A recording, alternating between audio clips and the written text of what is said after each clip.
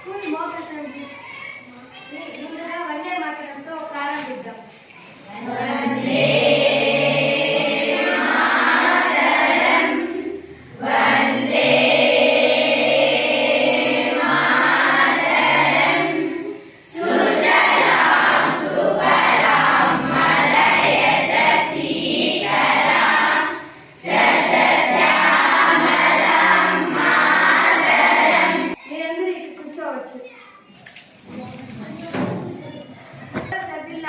సభ ప్రారంభమవుతుంది. మనమందరం ప్రజాస్వామ్య పీఠంపై కూర్చొని ఉన్నాం. ప్రజల కోసం ప్రజల మాట వినిపించడానికి ఇక్కడ హాజరయ్యాం. కాబట్టి మన మాటలు కేకలుగా కాకుండా ఆలోచనలుగా వినిపించాలి. ఇక్కడ ప్రతి ప్రశ్నకు సమాధానం ఉండాలి. ప్రతి విమర్శలో నిర్మాణాత్మకత ఉండాలి. ఇక్కడ సభలో గొడవలతో కాదు, బుద్ధితో గెలవాలి.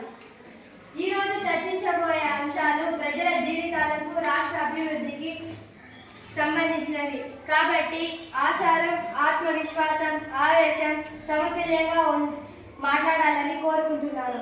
వాదన బిందుకే కాదు, విధానంలోనే ఉండాలి. ఇక్కడ ఎవరు ఎవరితో గెలుస్తారో కాదు, చివరికి ప్రజలే గెలవాలి. కాబట్టి ఈరోజు సభను సవ్యంగా, సార్థకంగా కొనసాగిద్దాం. అందుకు మీ అందరి సహకారం కావాలి.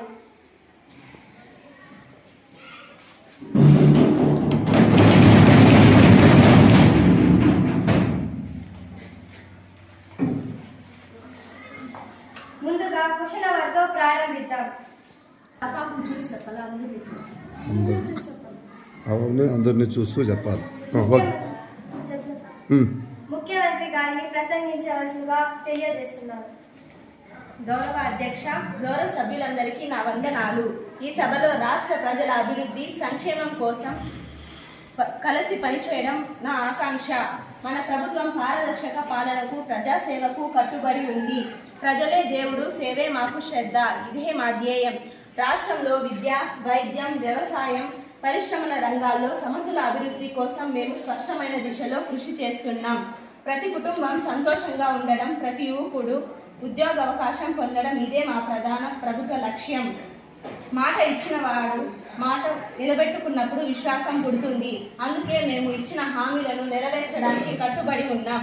ఈ సభలో కన్స్ట్రక్టివ్ డిస్కషన్స్ జరగాలని, ప్రజలకు ప్రయోజనకరమైన నిర్ణయాలు తీసుకుందామని కోరుతున్నాను అధ్యక్ష. ధన్యవాదాలు.